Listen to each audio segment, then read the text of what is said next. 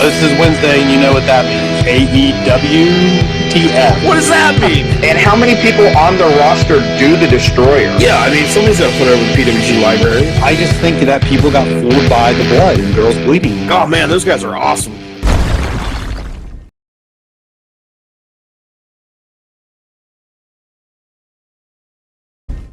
Hello and welcome to AEWTF. This is our review of AEW Dynamite from the 21st of April of 21.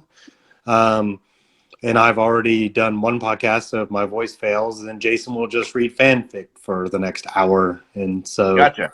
That might be our highest rated podcast. If that's right. Yeah, it might be. That's got to be a thing, right?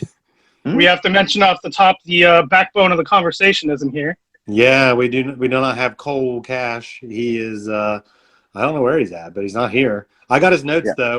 And what's funny is I always take all his best takes, I'll take them as mine, and then I'll give you his bad takes. So I mean, I was reading them before this and I was like, yeah, I felt exactly that same way, which we do that a lot on the podcast anyway. So let's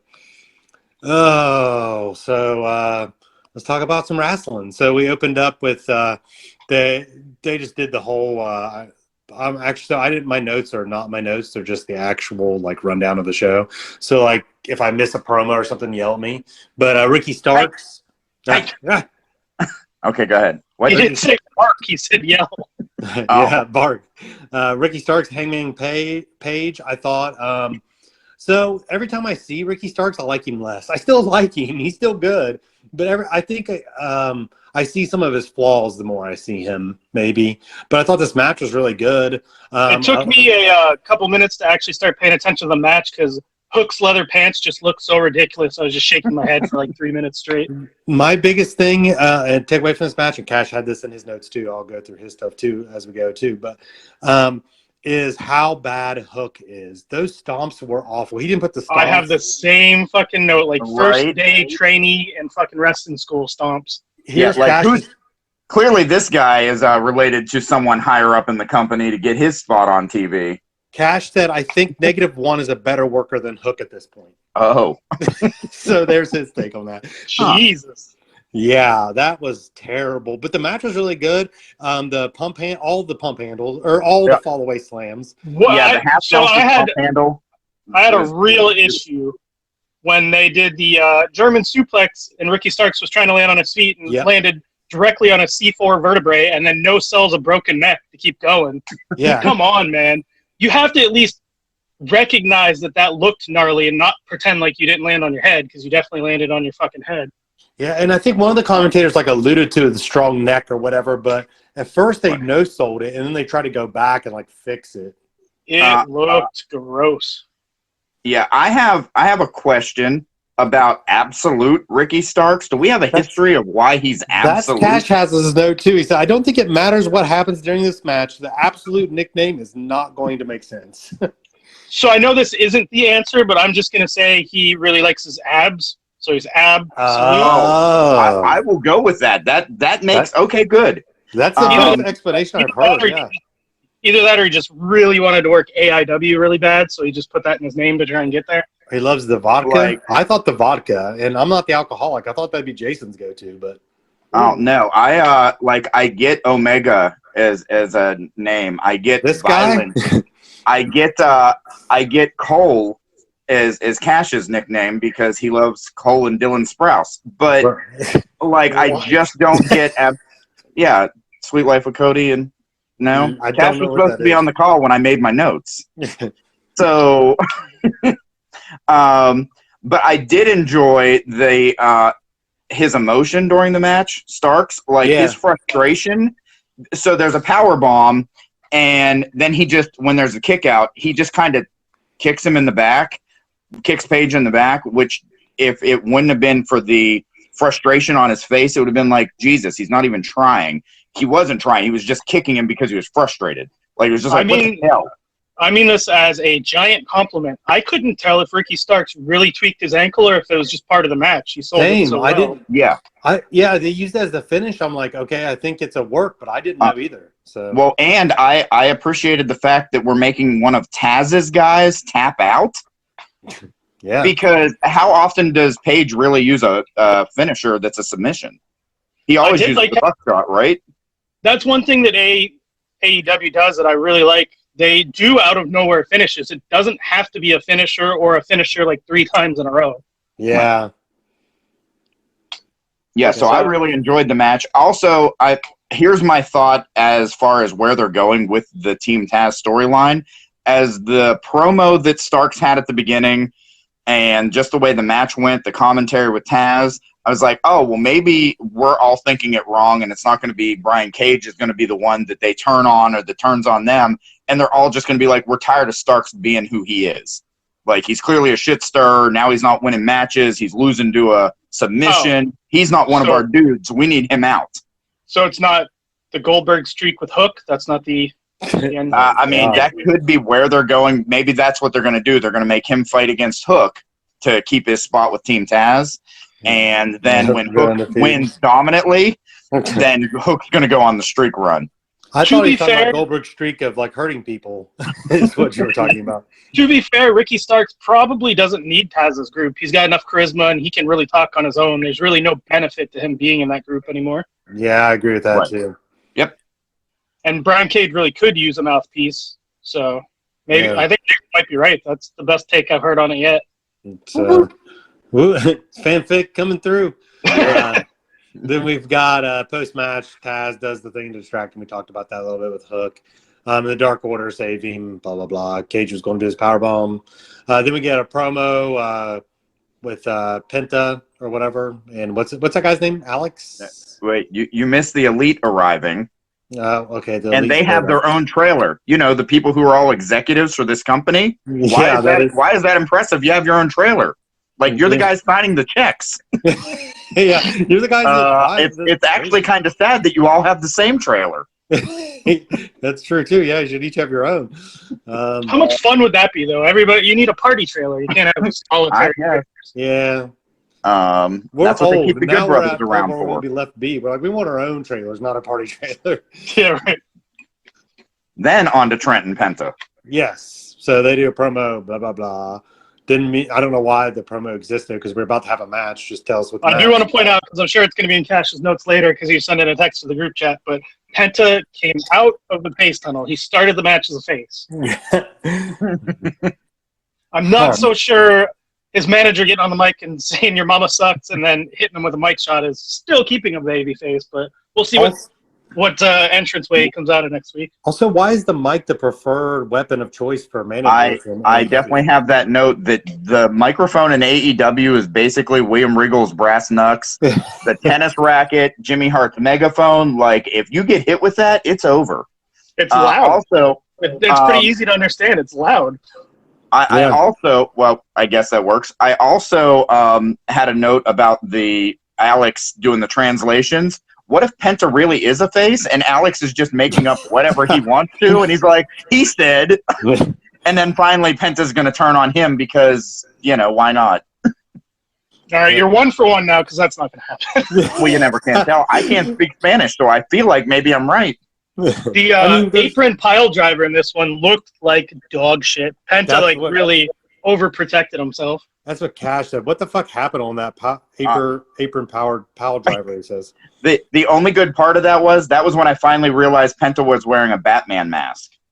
Yeah. Because I rewound it and I was like, does he have ears on top of his mask? I never sure does. So there's that. Never. Wait, can Batman take good pile drivers? I need to know. Apparently not. Yeah, apparently not. Cat's like, I'm not a huge fan of the WWE style. Your mama sucks, causing him to lose a match. It is really lame, except for the fact that Trent's mom is an actual character on the show that shows up. Right. So, yeah, it does help, but still, I mean, I'd prefer if you would have went a little harder with it, and I fucked your mother. That would have is that your home or something. And then let me see what Cash said. He's like, why would Trent care so much that he can't focus on winning the match? Definitely some WWE style booking. And no one takes a kick better than Orange Cassidy. That's Cash's take. That's true. Remember that Miro kick that he took on the one? Yeah, that was vicious. Gross. And then we get Pinnacle talking to good old JR, and my God, so good. I loved Wardlow's line here, taking Jericho's flub and turning it into something positive. Yeah, and Cash said it's scary that Wardlow is also really fucking good on the mic.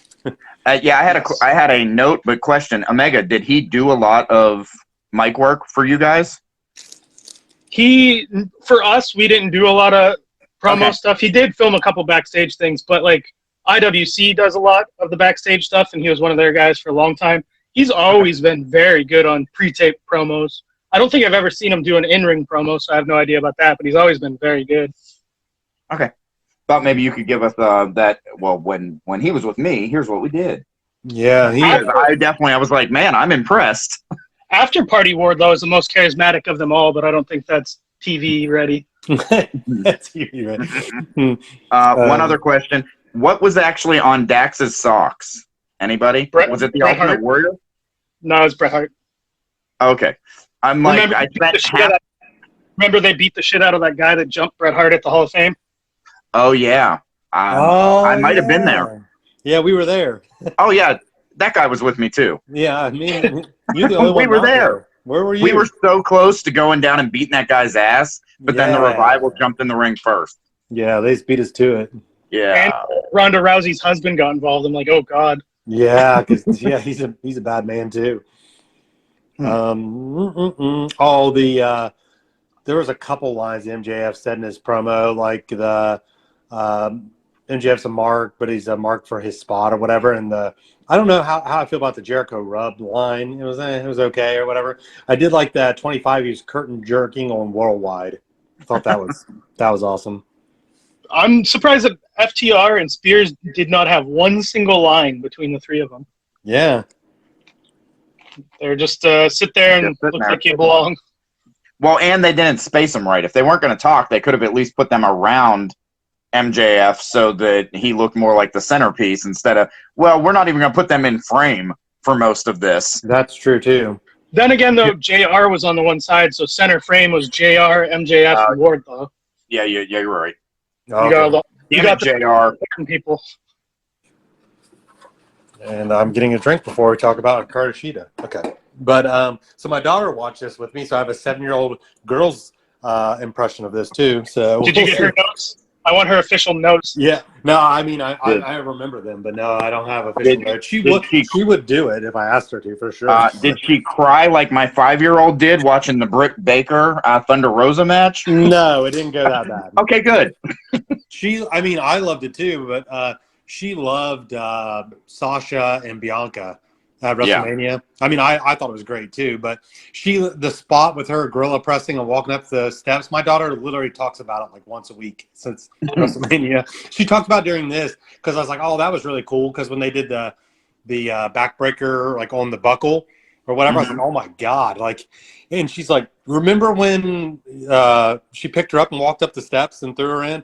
So like, it's crazy that was something that stuck with her, but the buckle breaker you're talking about was straight up freaking gnarly, man. That was gross too. Dangerous, ridiculous. I really like this match though. I did too. The Britt and Rosa hardcore match. Like you kind of think, well, it was no DQ, is hardcore. They get to use some props and stuff to make it better. But I think this was the best straight up women's match they may have ever had in AEW. I think I'm there with you.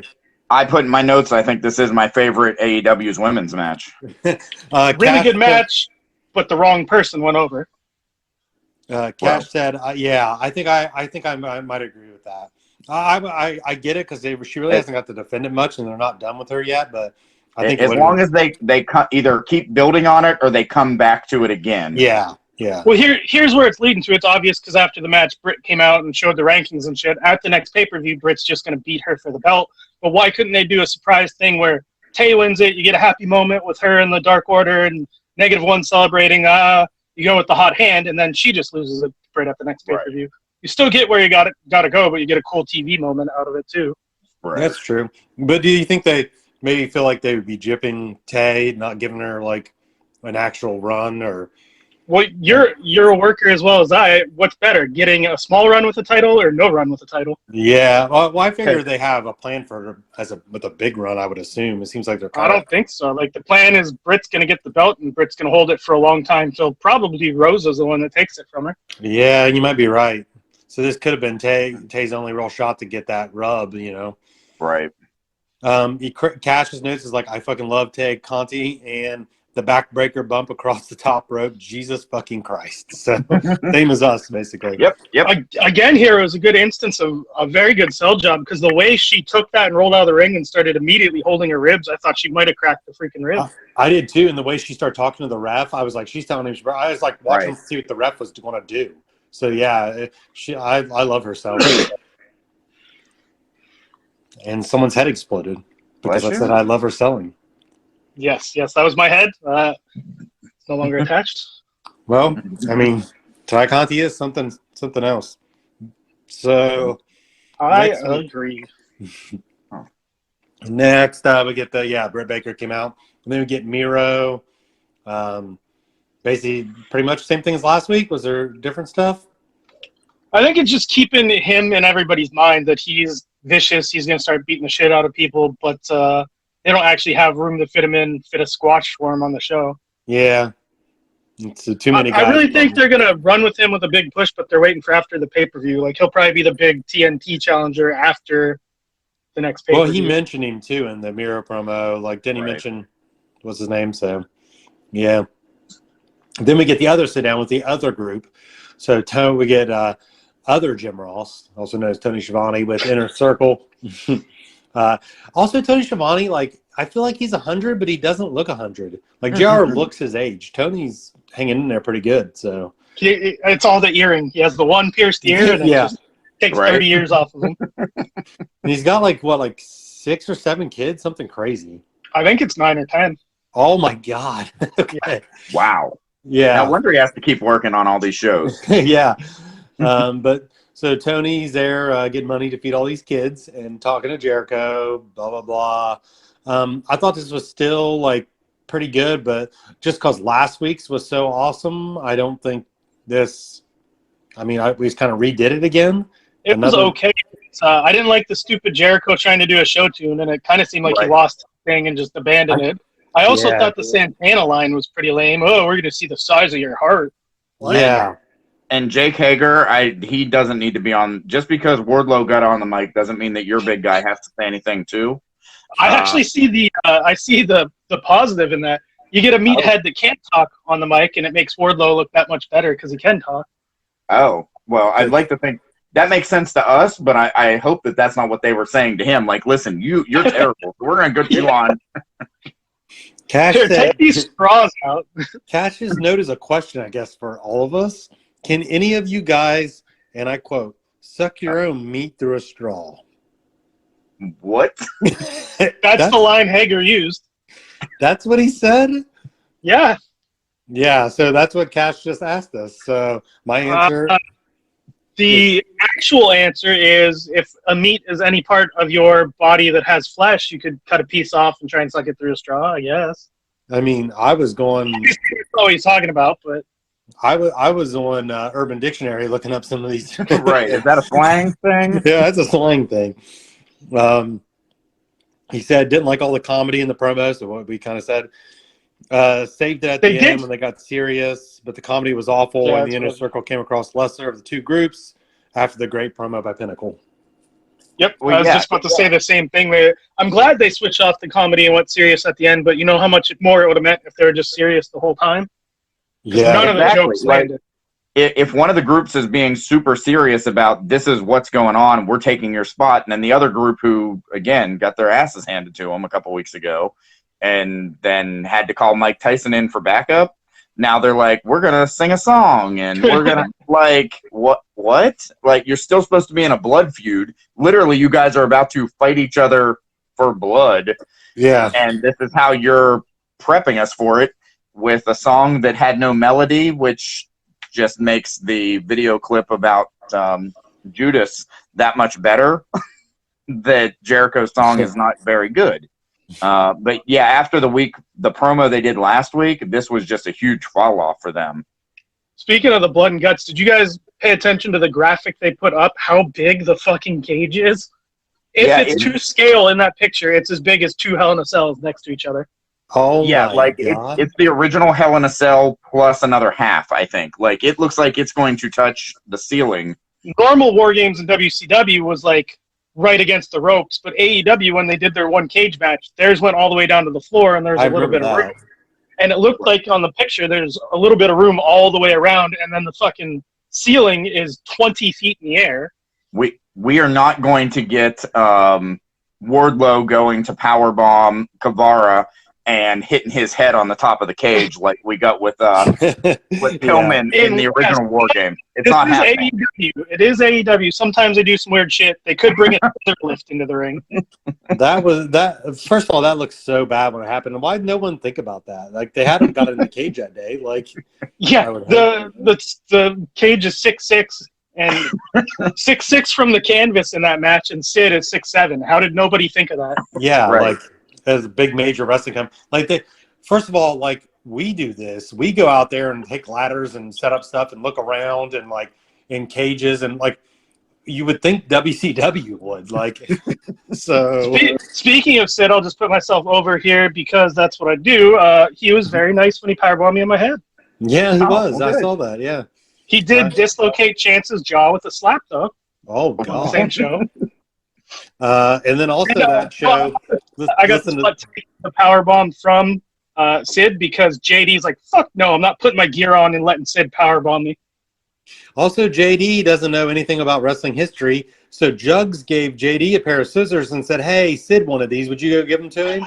And JD goes, sure, and starts walking to do it. Oh, my gosh. And then everyone had to run and grab him to not do it. I love JD. He also snubbed Tully Blanchard on a show. Yep. Yeah, I don't know who the fuck that old man is. Yeah. The Shining Wizard. He thought it was called the Flash Magic #2 because that's what it was. Video game. He didn't know about Flash Magic #2 is what Flash would do at the after parties. Yeah, he didn't know about 9/11 7 years later. Wait, what? Have you not heard his story, Draven? I have. I've heard every one of these stories. So it's September 11th, 2008, and we're living in 2007. We're living in Louisville, Kentucky, and I'm watching a documentary, 102 Minutes to Change the World, about the terrorist attack, 9/11. So I'm watching it, and JD comes in, just starts talking to me or whatever, and the shows one of the towers fall, and he goes, "Oh God, the whole building's falling." And I look at him, I'm like, "This motherfucker's serious right now." Like, oh my God. I'm like, "Yeah, this is the World Trade Center attack." And he goes, "Oh shit, I didn't know that whole building fell." And I was like, "Wait, what?" So then he sits down and watches this documentary, and it's like all new to him. Like, he's like, holy shit, like, it's just blowing his mind that all this happened. And I'm like, how did you not know? He's like, I heard something about it, but why would I think his whole, like, he still says to this day, why would I know that? Why would I know about that? Me, you, and Davey are the same age. I was in like 10th grade when that happened, and they were showing it on TV in school. Yeah, same. Know about it. He wasn't. I asked him about that. He said he wasn't in school that day. Yeah. Oh, so he was involved then. That's what that's. Yeah, right. He's just playing a gimmick right now, and you bought it. And his school didn't bother mentioning it the next day at all. The only thing he remembers was lines at the. I think he said the lines at the gas station were really long because something happened, and he'd heard people talk about it, but that was it. And he still to this day, every time I tell this story in his presence, because I tell this story to make fun of him to his face, he always goes, "Why would I know that? Why would I?" It's still his argument. Why would I know that? Like, Jesus Christ. So we love you, JD, but that I can't believe you did not know about 9/11. But anyway. Oh, one more thing about the the blood and guts. So they've been selling tickets for 10% capacity. For that episode, they're doing 50% capacity. Oh wow! So it should be like 3,000 people there or something for it if they sell all the tickets. I assume they will. I mean, their tickets aren't super expensive, I don't think, are they? They're pretty cheap, I thought. Yeah, but when you're in the same place every single week, people get bored of it. I don't know, though. If we had, like, AEW, something that good every week, I would just, every Wednesday, and it was like $20, I'd be like, hey, we're going this week, you know what I mean, and go most weeks, probably. True. Yeah, I used to go to this thing that they'd have at the city park across from my house, and it was the same shit all the time. Yeah, and see, he did that every month. I will highlight shit. It was the same shit. You got an El Fandango heavyweight title run. What more could you want? Yeah, we gave the people what they wanted. It was the yes movement before the yes movement. I think he also had the X Division title. It was the C moment. The C movement. C. If there's one thing that I can say that I learned from that maybe Jericho should get from this is you don't come out and listen to everyone sing your song. You wait until the second verse starts. That's when you finally come out of the curtain. You get those people going. Speaking of El Fandango, do you guys know the story about Zach Proctor having to apologize to his wife? No. So if you're in wrestling and you have a significant other and they come to the shows, you would assume they're clued in that this is a work and these people aren't really meaning the things they say to you, right?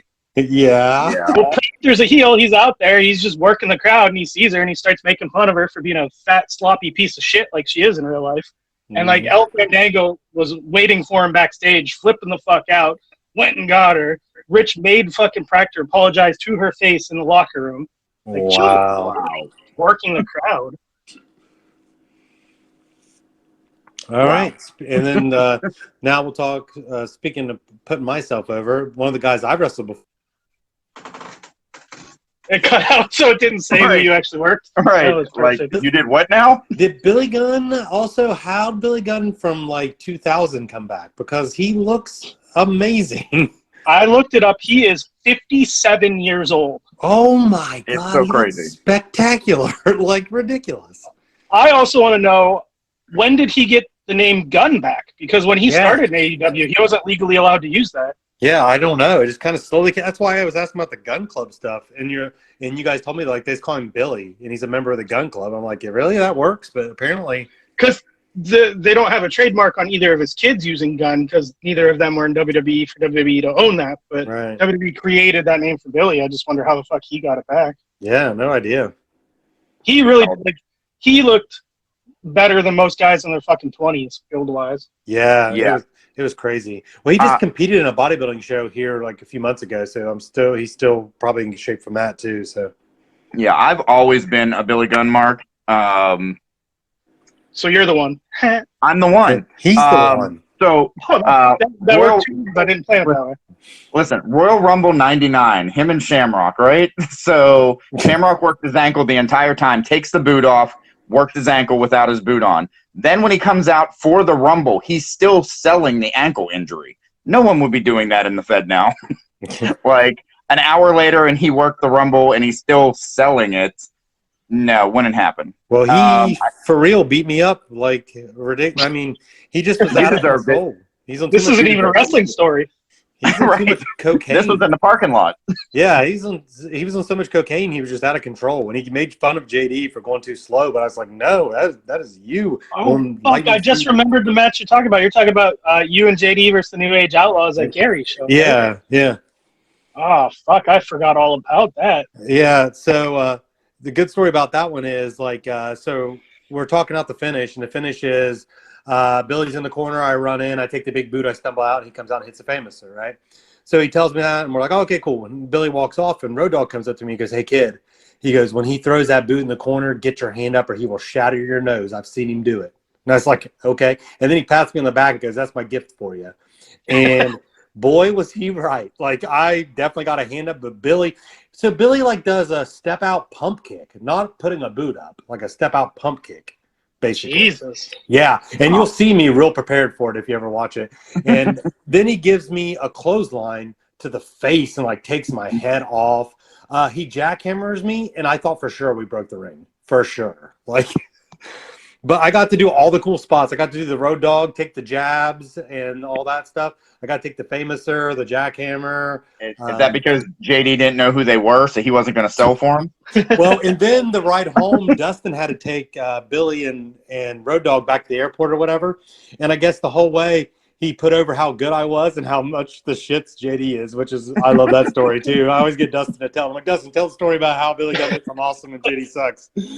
But and it wasn't JD's fault though. Billy Gunn was just going way too fast.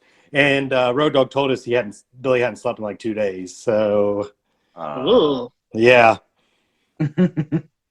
So that's still a shame that show didn't the building get changed and it was at the shitty one in Nitro with only 50 fucking people or whatever? Yeah, it got moved like last minute, and I forget why. Like the building double booked, or I don't know, but yeah. That's a shame because if Gary would have ran that same match like 2 or 3 years later, you guys would have had 400 or 500 for it. Yeah, it's just crazy. It's kind of out of nowhere because they weren't working a lot of indies bookings like around really. I think they weren't they doing their TNA shit at the time too? Yeah, I think so. Yeah, it's crazy. It's weird that, like, not to sound vain or anything, but we've worked so many names that like I forget sometimes that I've worked certain names. I'm like, oh shit, I did work with them. Yeah, I do that too all the time. I'm like, oh, because we talked about naming the podcast. Like I was like, I name dropped a couple times, and it like blew their mind that I tagged with Dean Ambrose. I'm like, yeah, we were tag champs, and blah. It's like, oh wow, who have you met? I'm like, well, Kenny Omega. Like she's going through like, and they're like Jesus, and I'm like, yeah. I was like, and they told me to come up with a name for the podcast. They like each person named their episode. I said, call this Name Drop Galore, and so that's what the name of the podcast is going to be called. So. So anyway, names. So to start the match, they say that Billy Gunn hasn't lost in his last 17 matches, and he's 9-0 this year. So why isn't he in the top 5 ranking? Because he's old. I mean, but again, we're all about the rankings, and they're going out of their way to tell us how many matches he's won. Just don't tell us that. Yeah. I mean, it means more when QT wins, but you're right. If these rankings were legit and somebody's racked up 17 straight wins, they'd be ranked. Yeah, he wouldn't be, because that's a better record than Hangman Page, right? Or at least say like, they're focused on the tag division, so they don't want to be part of the singles rankings or some shit like that. Yeah, something. So QT Marshall. So he's the leader of this new factory. But why are these people following him again? Yeah. Because sweet tracksuits. Like Billy beat him bad the entire match, and even when he finally got the offense in, I wasn't impressed with what I saw. It was clearly those who can't teach. Yeah. Yeah, I kind of agree because those people who run wrestling schools that just can't wrestle themselves, 66% of the current podcast you're speaking of, I know. God, you guys are being way too specific. But yeah, I was just like, I get that clearly it was going to be an interference kind of situation, and that's what was going to lead to the win. Like, I figured where it was going, but he just didn't look good to begin with. So if I'm this Olympic boxer, this huge muscle man, and the high flyer, like, why am I following this guy's lead? Because the other thing is, he was okay on the mic, but I'm also not getting he's the charismatic leader that, he's talked us into doing this. I never thought about it, but I agree now that you frame it. Like, I'm like, yeah, I don't know why you would be like I get why MGF, everyone would want to follow MGF. He's like the future of the business, and everyone knows it. And I just did his promo for him, but but that makes sense. But it does not make sense why everyone would be like, yeah, QT Marshall. Let's all. Whenever most of those guys probably would think they were better than him. And this answer is going to sound like a worker answer, but I mean, I know I get better the more I wrestle and train, so I'm going to latch on to a dude that has his own building and ring, so I can always fucking train and get better. So that's that. Yeah, that helps. That helps me a little bit get there. I don't like that he guessed the finish of this match the second he made an entrance with his whole group except for the boxer. I'm like, so obviously there's going to be distraction. The boxer's going to come out and help him. I just didn't know he was going to bump around and look like a bitch for the whole fucking match. Right. Like the whole thing, it just made no sense. Like, even with Billy Gunn being a solid worker, he's an older, established star. I'm trying to be nice with how I'm wording things, just in case he's listening. I just told about his coke habit, so I think you'll be all right. Like, okay. Well, like, wouldn't that be the guy for you to get your shit in on? Is what I'm getting. I think sometimes that, like, people booking wrestling shows are too deep in the wrestling bubble, and they're like, well, it's going to make him look better because he's looking shitty. He's getting his ass beat, and then he cheats. Everybody will hate him. He'll get heat. That's not really how it works anymore.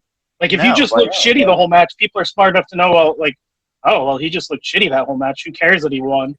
Yeah. Right. It actually, I feel like it gets you more. If you could have won by yourself, but yet your dude comes in and punches him, and so why wouldn't you just get the win by yourself? Now I'm going to hate you even more.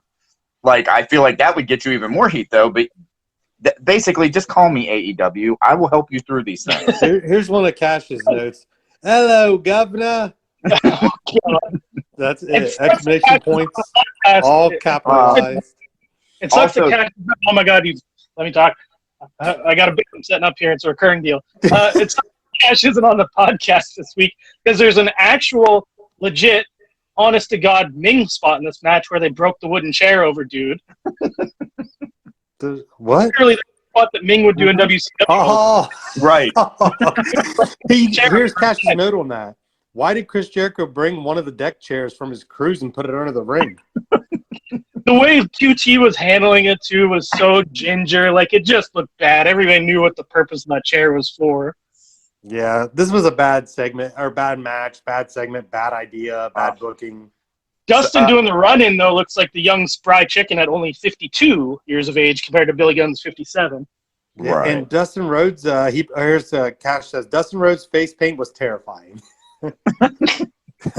I will He have to stopped go doing back. the half and half down the middle because of Darby, but I do not like the half and half where it's just like the Shark Boy mouth on his face. It's funny because my ex-wife, I guess, hates wrestling gear that's split down the middle. You know, like Kenta used to do, the one leg was one color, and Samoa Joe used to do it or whatever. Yeah. Right. But likes gear split the other way where the legs are a different color. I'm like, no, like this face paint situation. Like, that looks worse. I'd rather have split down the middle that way on gear color than split down the middle. The other, like, horizontal makes no sense. Well, for your sake, I'm happy that you are no longer with her because she's clearly a psychopath. If that's the way she is. Yes, who splits gear like that? That's when I knew. That's when I knew. That's the reason why he's got the divorce papers the next day. Huh. So One you got more something more on this? I just have a question, and I don't. We'll refer to Omega because he'll probably be the one with the answer. Do we know what Nick Coromato's finisher is? Like, what moveset does this guy have? We know the other guy's a boxer, so he punches you in the gut, and then the ref just stops the match. He had one on Dark. I don't remember what it was. I want to say bear hug, and he won by submission, but I could be just thinking he's Hercules Hernandez instead. Well, I'm okay with. I was just hoping you weren't going to say it's the master lock. That's like, especially since Lashley's using it now. But I was just hoping that wasn't what he was doing. Yeah, I think it is a submission, but I'm pretty sure it's bear hug. Okay. He's a scary dude. That works Right. two ways because he's so hairy too. Yeah, a bear hug. So the Elite promo in the trailer. I have a feeling you're going to shit all over this, but I loved it. I love the Moxley doing the truck thing because it just felt like early Nitro, like the Attitude Era. I did love that. I actually did love that, the truck thing or whatever. I just also, it's crazy, like the budget that they put in. Like, I always forget, like, this is a $1 billion company because it seems like the underdog guy. And I'm like, they're trashing all this expensive stuff. Like, but yeah. Well, think about back in the era when wrestling was popular, when it was Nitro, when it was the Attitude Era. They destroyed shit all the time. The Corvette. Right. Poured in concrete in the Corvette. So my only questions about this one were, so Eddie doesn't have a limp anymore. So I guess that means he's cleared to wrestle and we can move forward with in-ring action for Moxley and him against them. Soon. I would assume that the pay-per-view tag title match is going to be Moxley and Kingston versus the Bucks. I'm okay with that. Yeah. And I wish they wouldn't have been so obvious about them looking out the window and then them just go in and go like, where'd they go? Where'd they go? Well, I mean, they were just looking out the window allegedly at you, so, I mean, they had to have been somewhere. Plus, you clearly didn't go to the other end of the trailer where the lights were still on. You walked in the door and turned back around. They're hiding underneath their bed in there? Right. So I'm hoping next week we get Yeah, I'm hoping next week we get well, luckily we were smart enough to get out of there. Yeah. Something. Just something. Cash Note says, just give me 2 hours of Mox and Kingston and I'll be happy. I mean, I fucking loved every second of Mox and Kingston, but we couldn't get a shot of the Elite running out of the trailer or something. Wow. So he felt exactly that same way. Yeah. Right. Yeah, when Moxley throws the pipe or whatever, he's like, you going to wait until I get out of the way? At least tell me to duck. Yeah, Those two dudes are awesome and all the stuff they do. And then we get Powerhouse Hobbs and Christian Cage. Powerhouse Hobbs tried to take Christian back out into retirement, I think. That clothesline to the back of the head on the floor, my God. Yeah, I had that as a note too. That was unnecessary. Do you remember last week or a couple weeks ago when Dax worked Jericho and I said, Dax is aggressive and he doesn't look timid at all and he looks like he belongs? Yeah. I picked it up because Hobbs is the exact opposite. He's way too tentative. He's not aggressive at all. He's clearly starstruck working Christian. He was. When he legit, like when he gave him that clothesline, he's bent down and went, "You all right?" like in the middle of like the whole thing, like, yeah, it was definitely that dude's green as grass though, isn't he? Yeah. Okay. Like he's got a lot of potential, but he's not. I wouldn't have gave him 12 minutes on national TV with Christian when you're trying to build Christian's new character up that he's the ultimate worker that is really fucking good or whatever. Giving him 12 minutes with Hobbs kind of brought that illusion down. Yeah, right. I agree. This should have been maybe shorter or not even have Hobbs at all. But if it was, it could have been shorter. Would have been better. Yeah, Hobbs could have challenged him, and then Hook would have jumped in and been like, "No, I can take him. Let me take him." And then he could have just beat Hook up for 12 minutes. Hobbs has bad gyno, so that's an issue. Is there good gyno? Good kind? There's not good gyno, I guess. So, well, I mean, unless you really want boobs, you can do it. Just give yourself gyno.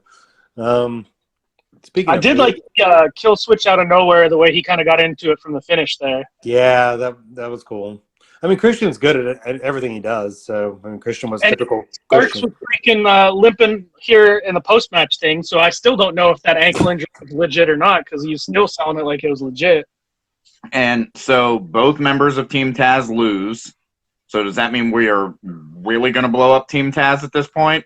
Between them losing and Taz not being able to keep his cool on the mic and just rambling at times, maybe they're starting to get done with them.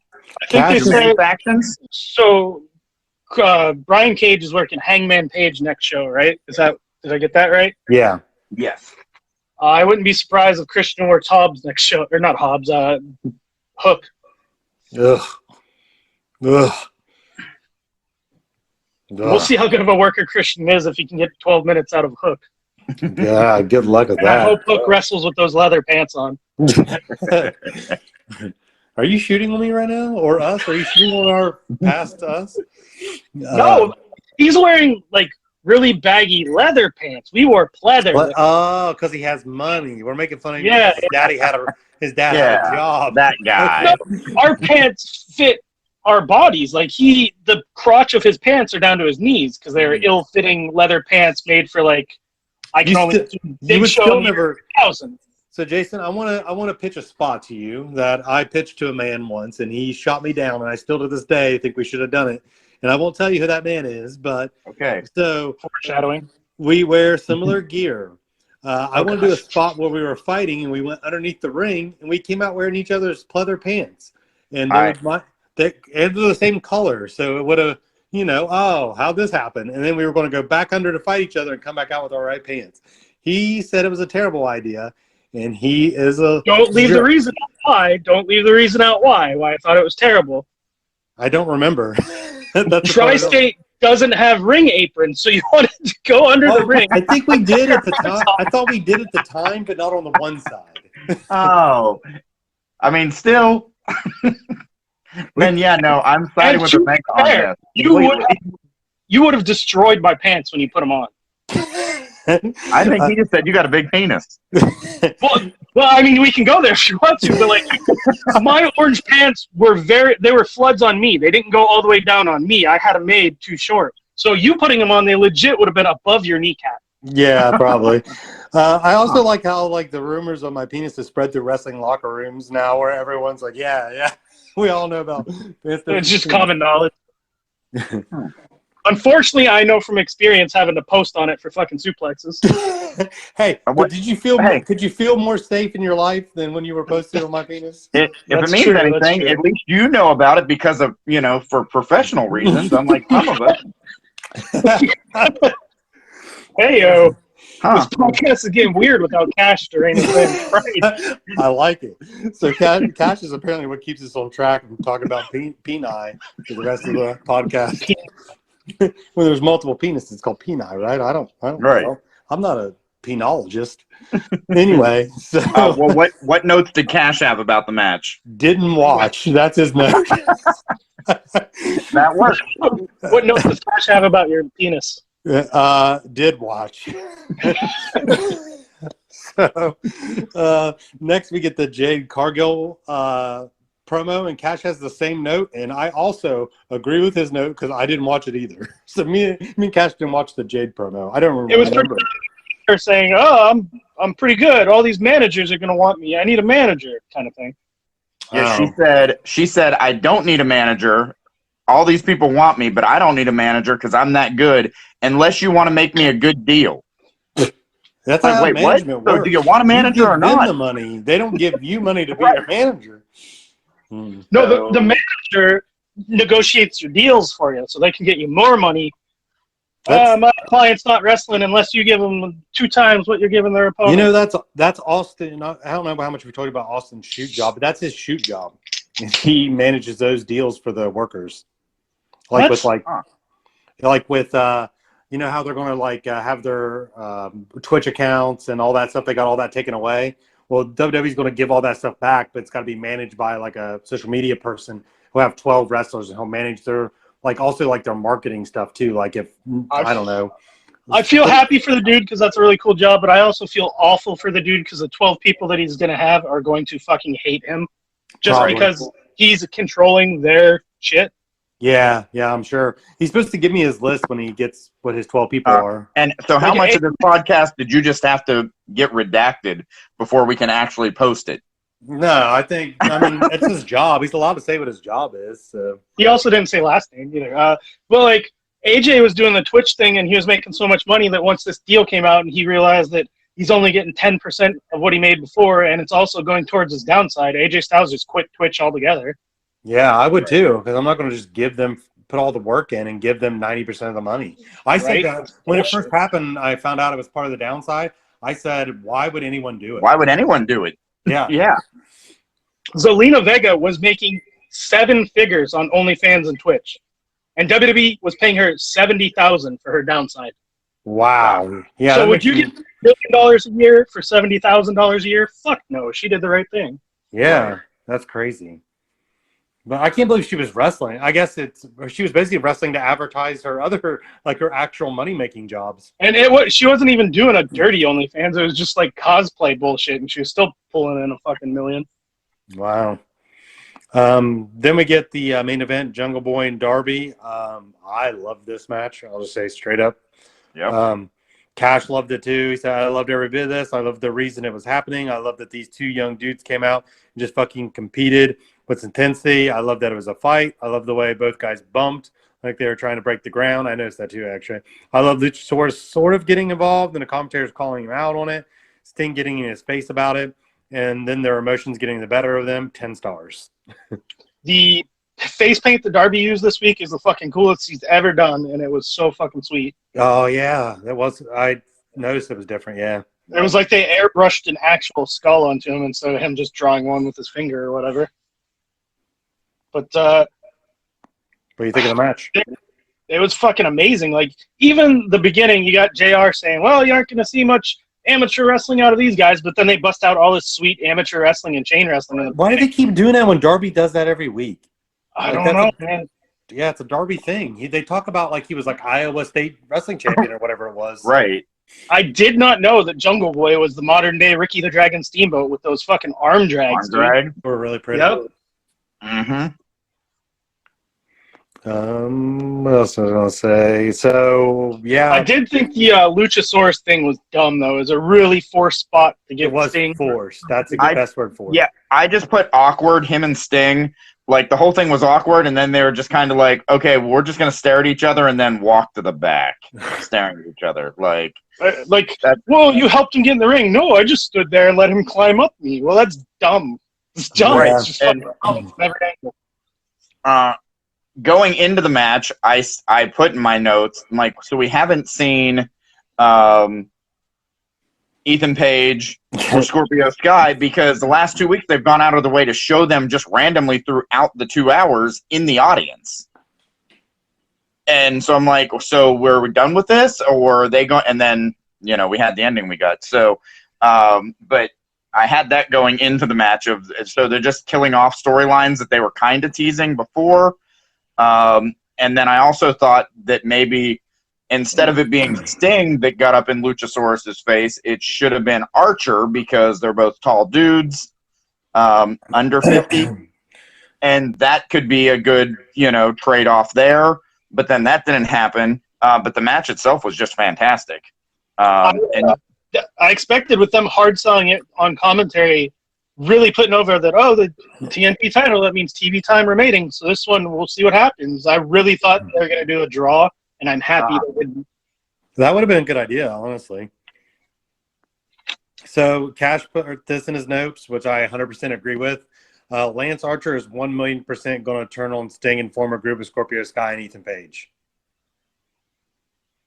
I don't know. The way AEW books, he's just as likely to become friends with Luchasaurus and do some backstage bullshit where they're dinosaurs. I don't know. The Murder Hawk and the dinosaur coming to get you. But I think I would like the group of Lance Archer, Scorpio Sky, Ethan Page with Jake Roberts as their manager. That wouldn't be bad. There is nothing that connects those 4 men together. There is nothing. Yeah, I just like all those dudes, and I like four guys that will be fun to watch, even if they have no reason to be together. Yeah.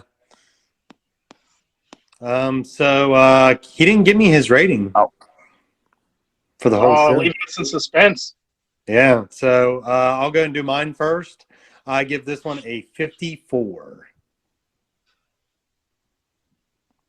Nothing? No reactions? I thought Jungle Boy and Darby was great.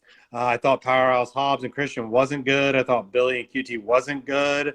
I loved the Pinnacle promo. I thought it was great. I loved the women's match. I thought it was really good. I liked the first match, Adam Page and Ricky Starks, and I thought Penta and Trent was fine. So I was pretty split on it. But like some of the stuff that was really good was really good. The main event was really good, and the Pinnacle promo were probably my two favorite things, and then the women's match was right there with it. So that's why I felt I was kind of split down the middle in this show.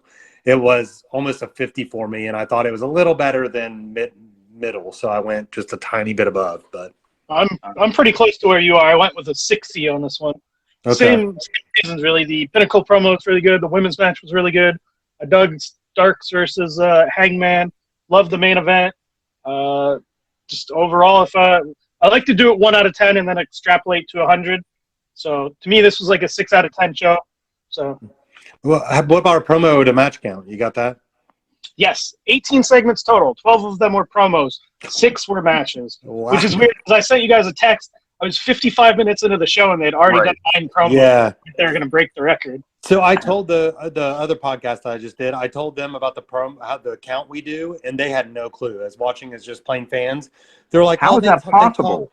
They talk way less than WWE, and I'm like, "No." And I told them the length. No, I agree with them.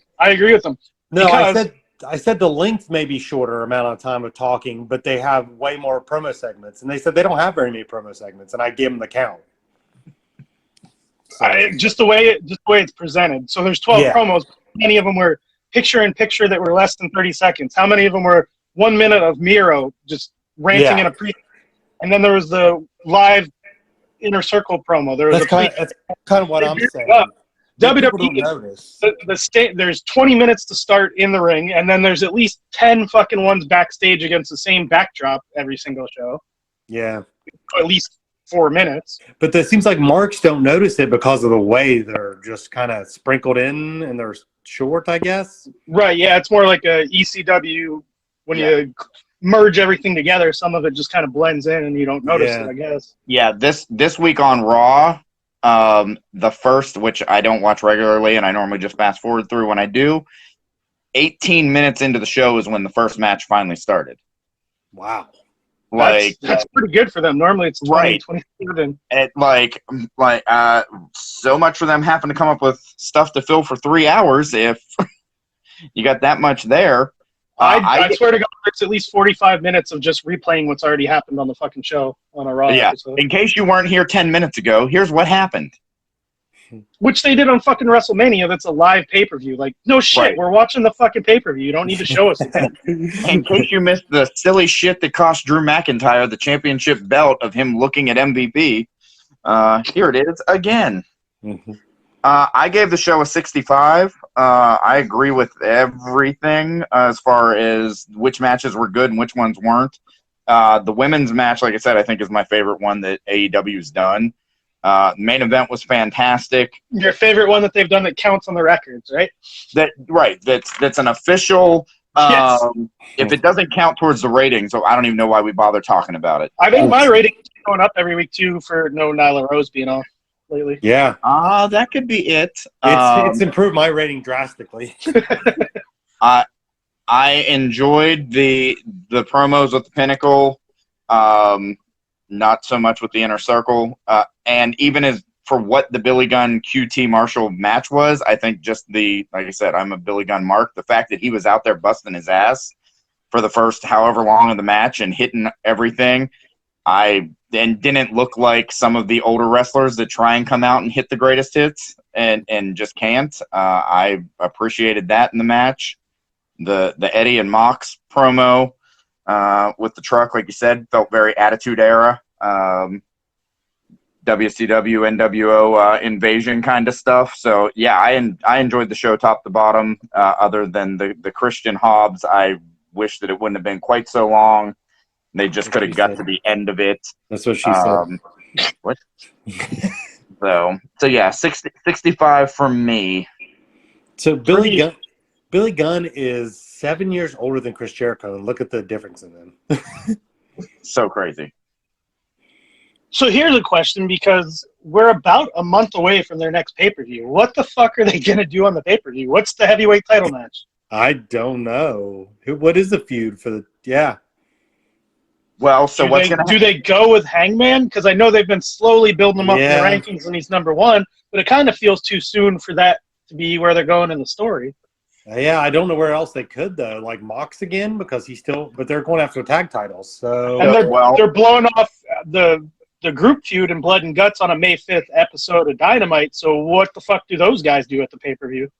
Yeah. And so this weekend is the Impact pay-per-view that Omega is fighting Rich Swann in the title versus title. So either Kenny's going to come and show up at the pay-per-view as a belt collector. Well, come on, of course he is. They're not going to put the AEW title on Rich Swann. Well, no. I know that's either that or it's just going to be a double disqualification. Oh, yeah. Or, something to where no belt changes hands. But it's going to be one of the other. So is there potential for crossover of someone from, clearly not Rich Swann, but someone from Impact? No. Or Impact goes out and gets someone that's going to be their headhunter that's going to come after Omega to get their title back? There's nobody on there. That doesn't make sense, because the guy that runs Impact is the one sending Kenny over there to get the belt. That's true, too. Well, I thought... Have a main event guy that caliber? There isn't. AEW but has I nobody. thought that...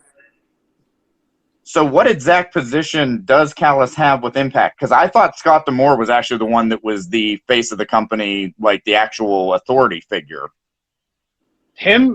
One of them's director, one of them's president, but they're both the figurehead guys that have all the power on air. And are they feuding on air? No. Oh, okay. I didn't know if that was a thing. Yeah, I haven't watched faction. enough to know that either. But then I thought, well, maybe because Impact lost their tag belts to New Japan, so now they've lost their world belt to AEW, so maybe that's when someone steps up and is like, okay, we need to start getting our stuff back. Or someone steps up and is like, this company sucks. We can't keep our own belts. And then they lose the X Division title to the NWA somehow. Yeah. No, to MLW once they premiere on Vice. Yeah. No, they're not going to play nice with MLW, because MLW's springboarding ahead of them. Vice is a bigger channel than Access, right? I agree. That Vice deal, I first of all, I love Vice. Like, all the stuff they put out is awesome. So it's an awesome channel. They're tying it in with Dark Side of the Ring. Like, one that's going to be the lead. Right. So they're going to Yeah, they're going to kill. That's going to be a big deal. That's got to be the third biggest wrestling company. I would think so. Third biggest United States, yeah. United States, not New Japan, but wow. So WWE, AEW, then MLW when this deal kicks in, then probably Impact or Ring of Honor, and then NWA. How does it shake out? Yeah, that's a lot of fucking companies. Yeah, it is. Right. Some of these companies got to eat each other here eventually. Like TNA's got to get absorbed, or Impact got to get absorbed by AEW, and like Ring of Honor and MLW need to, something's going to have to happen. NWA is going to have to go with Ring of Honor. I don't think TNA is going to get absorbed because D'Amore was doing some radio interview where they're getting ready to bring the TNA name back to be an all-women's show. So they're going to have an Impact for the men and TNA for the women. Wow. Oh.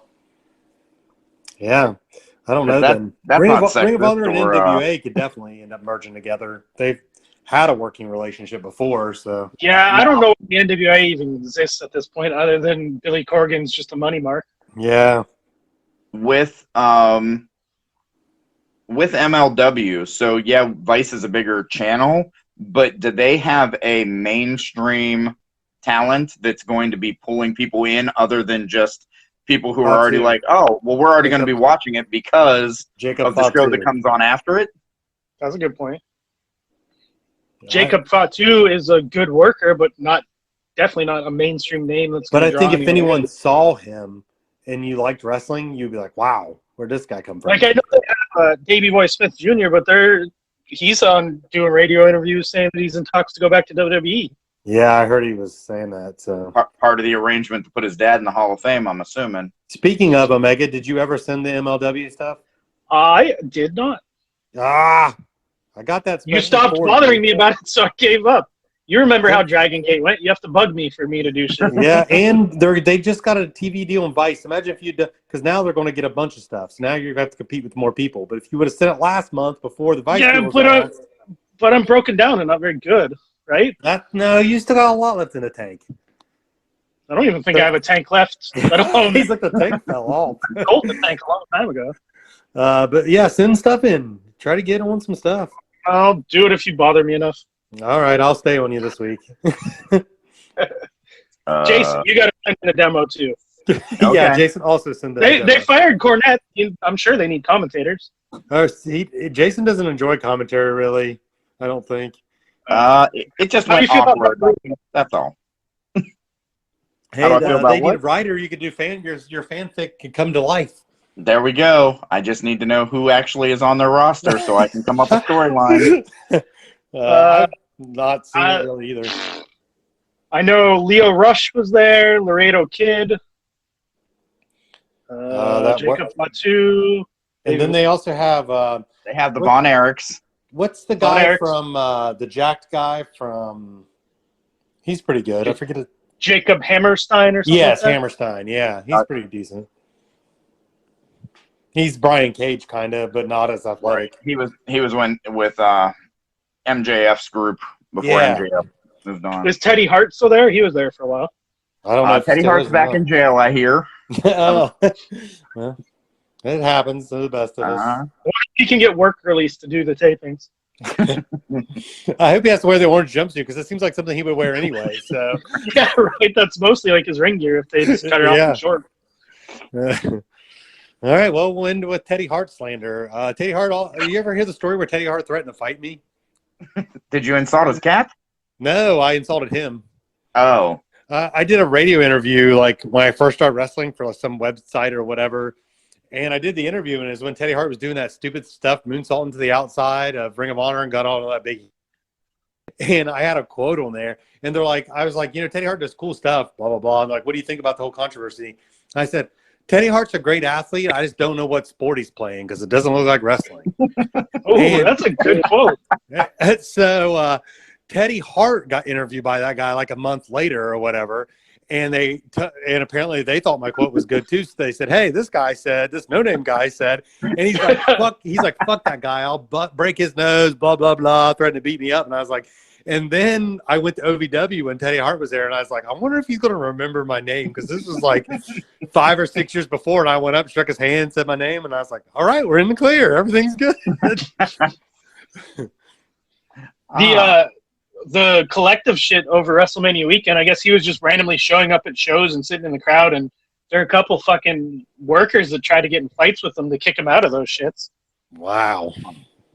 Because I don't know if you guys know, but like he was dating Maria Manic, a female worker, and he beat the shit out of her, and that's one of the reasons he went to prison. So a lot of people are sensitive about that shit. No, I didn't know about that. So. I don't know what happened to Maria. Like she signed with Ring of Honor, and they were using her, and then all the domestic stuff happened, and then COVID, and she hasn't been on Ring of Honor in like a year. Wow. Well, we have no way. Our podcast is still the same length, so we proved to ourselves today we don't need cash. We don't need cash as long as we can fill what would normally be his talking in with penis talk. We're good to go. Cash, we need you, because this is all penis talk without you. We need you. Well, I had his notes too, so I didn't have to come up with any. I would like you to continue to send the notes, but we don't necessarily need you. Just send me information, words for me to say. So. Why don't we all just send you our notes, and you can just talk? Do it by myself. Omega said. But then Jason's counterpoint to Omega's point was, and what I think Omega would say here, he'd be putting himself in this guy or that. Jason would make up something about where this storyline's going. All right, that's a weirdest concept of a podcast ever. So. All right, well, that's it for this episode. This came down a little bit from last week. I think all of us averaged above. But Omega hit the average with 60. It was easier to figure without a fourth number, because I can do 3 numbers. So especially that close together, 55, 60, and 65. So we got a 60 average overall. Still like on an uptrend, I would say, as we still go through these episodes. So yeah. Regardless of what the ratings are saying, I'm really enjoying their shows a lot. Yeah, they've gotten better. So it is not a task to sit through the 2 hours to watch it. Yeah, mine was. If we were doing Raw, I feel like it would still be a very big pain. You pay me cash money to review Raw. Yeah, we can't get enough sponsorship to pay Draven to do Raw. So, all right. Well, you guys are dead to me until next week, and we should have cash back, or he'll be dead for good. Well, if I don't see you before then, I'll see y'all in hell. Whoa. Oh.